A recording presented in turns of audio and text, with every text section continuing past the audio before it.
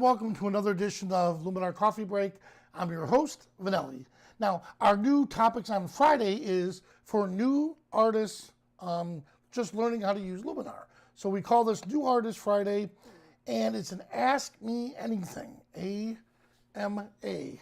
So you can ask me anything pertaining to Luminar, and I'm here to help you guys. So in the chat, if you have questions that you've been dying to ask support, you can't find the answers online, now is the perfect time to ask them, and we'll try to answer them. All right? Now, to help us along with this is I went to our user manual. And if you go to, well, let me show you real quick here. If you come to inside, when you're working inside Luminar, and you come up here to the file, help, user guide, up pops our user guide. Let me pull it over here. And this is a wealth of information. So if you need to learn anything whatsoever, this is where you come along and you go to this spot here, type in, let's say, skies. And boom, everything you want to know about the Sky AI tool will be right there, all right? So it's very important that you keep that. Well, what's cool about this is that this particular program that we're working with actually lets us see what keywords people are asking the user manual for. And in this case, look how many times they've asked about Sky AI, how to replace them and so on. So let that be the first topic today. Buongiorno. All right, so let's do this. I'm going to come back to my screen. And let me get back to Luminar. All right, so based on questions people are asking about Sky AI. All right, so here we are with an image, beautiful sky in the background. Now, there's a couple different things we can do here. We can replace the sky with a night sky. So I'm going to come over to Edit, and I'm going to come down here to the Sky AI tool, and I'm going to select a new sky. Now, this is a shot at night. If you try to replace this, it's not going to look the same. It's definitely not going to look the same. So what I encourage you to do is try to make sure that you replace it with the same type of sky that the image was shot at. So in this case here, I can come down here and let's do dramatic sunsets, galaxy, or let's see a starry night. Let's grab one of these. Now look at the difference. Now I can change this and alter it just a bit, but the point I'm getting at here is this looks more believable than if I try to apply, a daytime sky. Now, let's get rid of the sky altogether. And all I did there was I hit the reset button. So I'm going to come down here to augmented sky. And what I'm going to do for you is, there. I have the little pointer so it'll make it easier. Now, augmented sky is different from Sky AI. Sky AI replaces the entire sky. Augmented sky is going to put an object in the current sky itself. So I'm going to select this. One of my favorite ones in a case like this is I can actually add, let's say, a moon or something that normally, look at this, we'll put a planet. Now this is something we would never see. Oh, one moment. Let me pull that back up.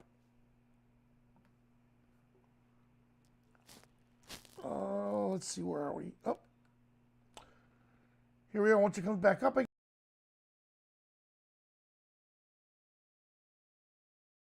my screen is freezing, so I apologize. We're having a little difficulty here. There we go. So what we can do is replace it, let's say with a moon, or I can replace it with a planet. Now, it's augmented. It's not reality. It's something that looks kind of cool, not that bad. Let me put it back up. Here it is. So here it is. I could fake it and put a moon in there.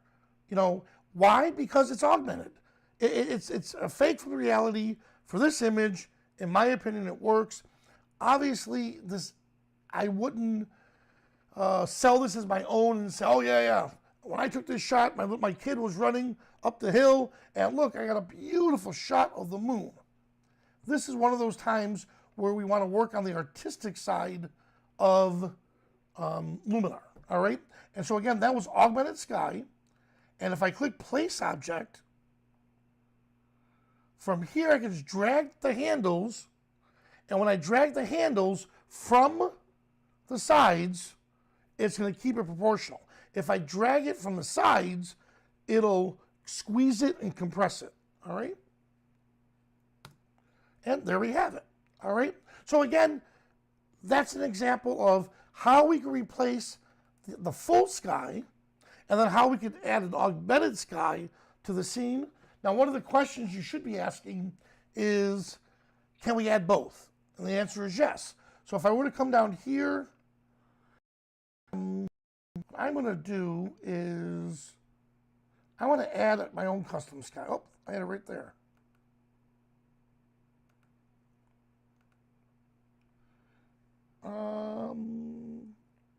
Here, we'll do this. I'm going to add one of my own.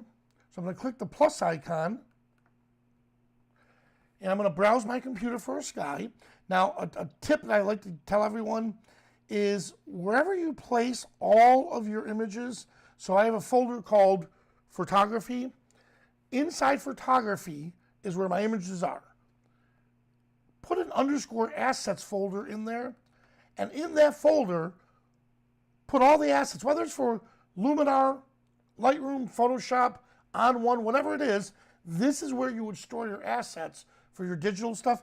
Like you could put your Adobe brushes in here. Let's say Luminar looks, Luminar LUTs, Luminar templates. Well, I'm going to look for skies, and one of my favorite skies I have is a star, stars. So I'm going to add my own stars to this. We'll give it a second. And once my stars pop in, and by the way, for those that are new, is when this right here is illuminating, it means it's thinking and processing. Ooh, now look how cool that looks. Now from here, you have decisions to make. Because these are on separate layers, you could always come back to augmented sky, and you could decide, well, how much of the opacity, or how much do you want that sky to blend in? I could fade it in, or I could apply it on top of it.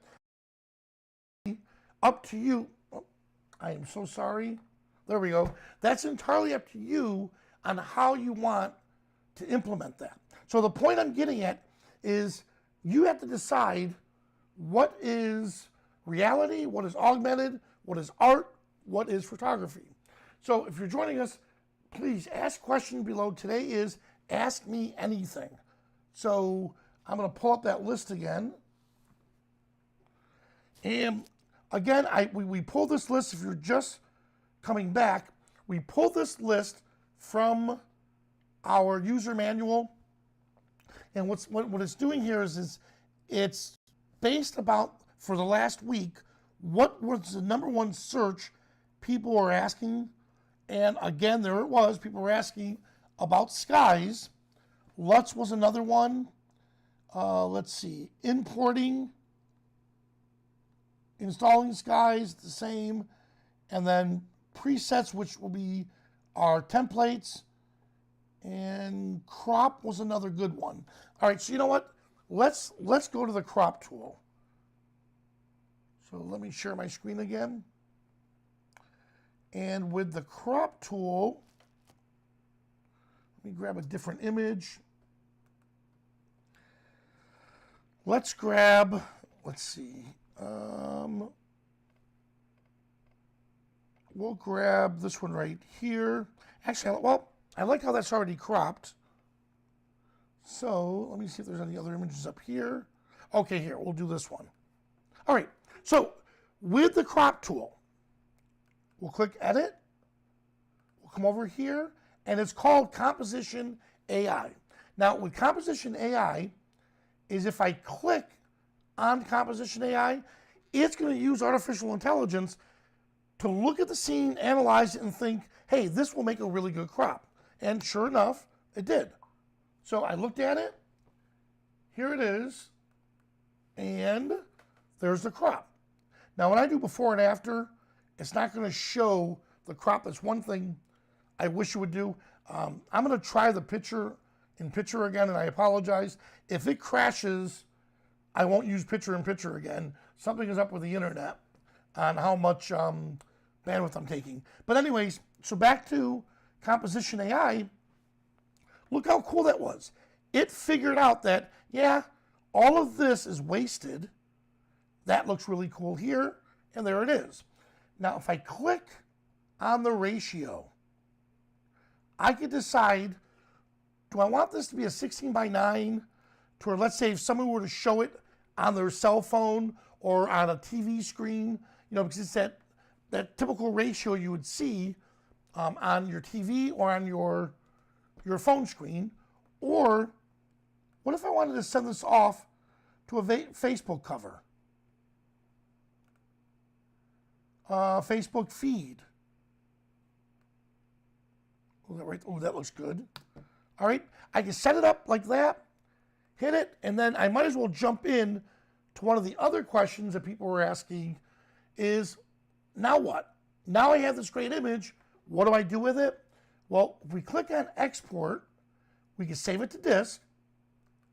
And from here, I can export it to, let's say, for Facebook, Instagram, or maybe I want to print it. If I'm going to print it, leave the resizing alone, leave it as is. If you want to resize it for Facebook, then I would come in on the long edge. Let's say pick 1200 pixels and choose where you want to export it and if you want to give it a name. Here I may just do this and maybe add Facebook at the end of it. So now when I see it, I put it in what's called a trash folder. Because my trash it folder, I know if anything is in that folder, I could delete whatever I want. So this is just a temporary spot before I put it onto Facebook. There it is. I'll click export, and then it's going to take the dimensions I just told it, the pixels, and it's going to compress it down to size, 1200 pixels on the long side, and now I'm ready to put it up onto Facebook. All right, so that was 2 in 1, how to do crop, and then how to export. All right, thank you. Okay, Vince, let's see. How many of our own skies would you suggest adding in the sky replacement tool? All right, Vince, this is the time I wish, I got to find out from our producer if we can start giving away digital prizes and stuff. Because when we're talking like this without a live audience, it's harder because I'm trying to think of what questions you'd want to ask. So Vince, that's a really good question. He's asking, again, how many of your original skies? The manual says 50, so you could put up to 50 of your own skies inside it, but keep in mind, it also has to do a lot with what computer you're running. If you have a computer that's decked out with 64 gigs of RAM, 2 terabytes of an SSD drive, and you have the newest of the newest CPU, you have an i9, and this thing is like built to the hilt. Obviously, you could have more skies in there, but if you're running it with bare minimum, like a 16 gig or even an 8 gig unit, you're going to notice it's slowing down. So the best thing to do is I would put a few in there, maybe 50 max, then see how your system is running. If it's still running smooth and you feel the need to add more skies, add them. But if you're not going to use, Vince, all of those 50 skies, if they're not 50 skies you always use, I would put them off in a different directory and add them when you need them. All right? Let me know if that helped. All right? And let me do one more time back to the search. Let's see. Import. You know what? Let's do import. So I'm going to come back again. Import is a good topic because I'm not sure people really understand how we could bring images in to Luminar. Now, with that being said, I'm going to do this. I'm going to create a new catalog. So I went to File, New, and from here, I'm going to create a new catalog. Let's see, on my C drive, and I have a folder called Luminar AI Catalogs. This is where I keep all of my catalogs just so I know where they are. And I'm going to name this one Importing.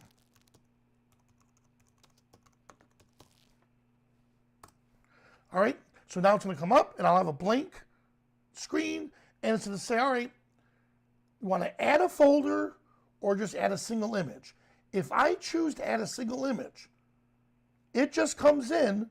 I can make all my changes. It doesn't get saved to my catalog.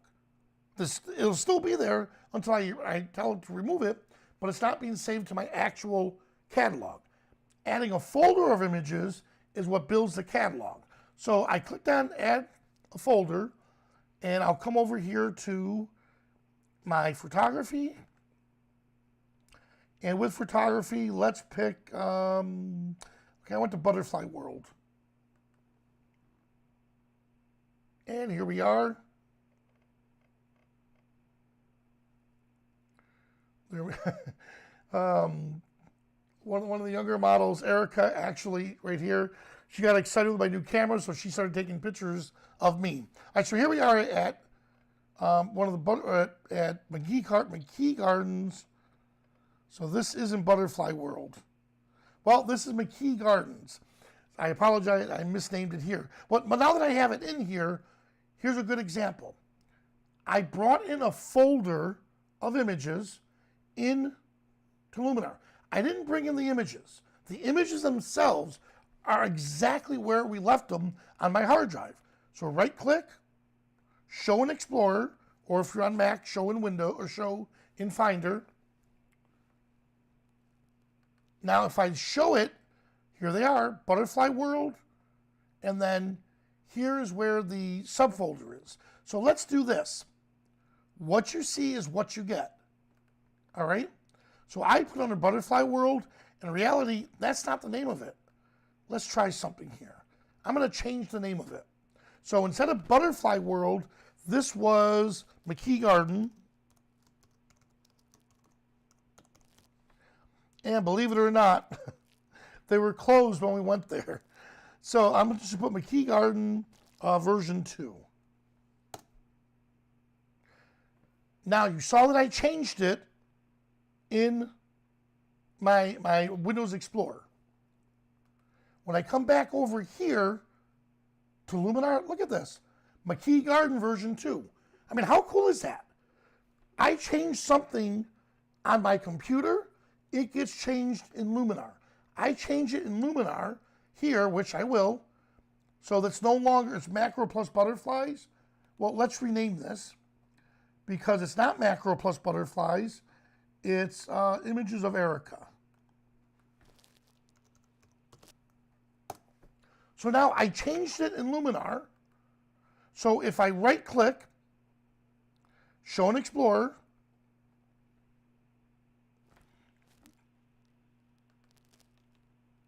yeah, I'm sure show in Explorer. Come on, Windows. I'm hitting my key while we do this. I'll minimize it. There it is. I showed it in Explorer, and notice it changed the name there to Erica. All right. So why am I so excited about that? If you've ever worked with Lightroom, coming from Lightroom, and God forbid you changed one little thing inside or outside of Lightroom, it loses all your photos. Lightroom didn't lose it, you did. You broke the link between it. The engineers were smart enough to figure, you know what? Whatever we have here, this file structure, it'll remain the same. We'll copy it from your operating system. So what you see is what you get, all right? So That's how I added a folder of images that was already on my hard drive. Now, what happens if we get done with a photo shoot with Erica? Now, I want to import these images into my computer. I don't have a folder yet. So here is where, if you click on here, or right click, I can say import images to this folder. Well, I click on it. Now I could browse where I want the import images coming from, and it's going to put it right into this folder here.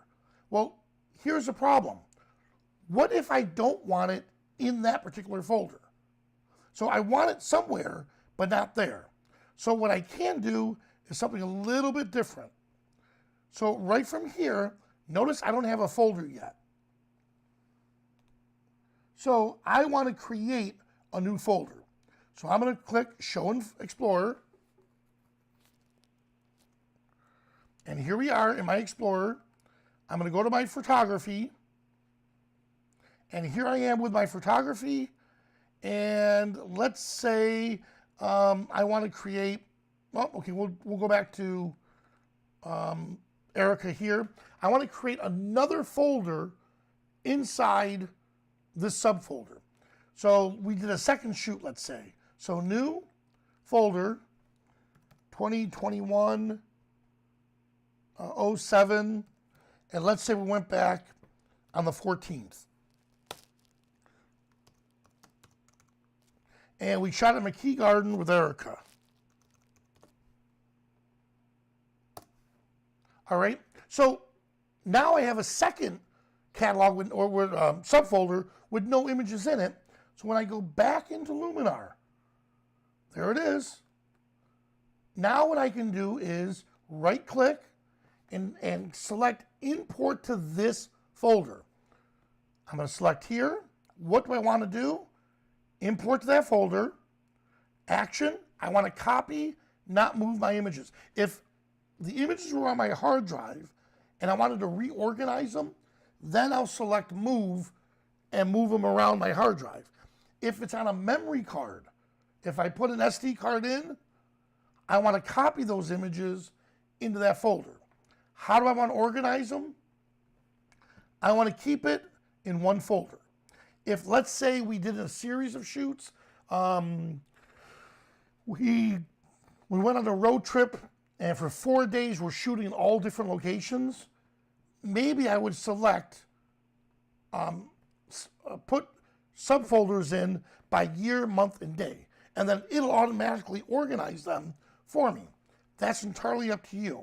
Personally, I like keeping them in one folder. Now I'm going to select Browse, and I'm going to browse my hard drive, and I happen to have a memory card in my computer. Let's see. And let's see if this is it. Good, so I selected it and clicked import, and as luck would have it, I had no images in that folder. I apologize. So I had no images in that particular memory card. I just realized I erased it, but I can still do the same thing. Import to this folder.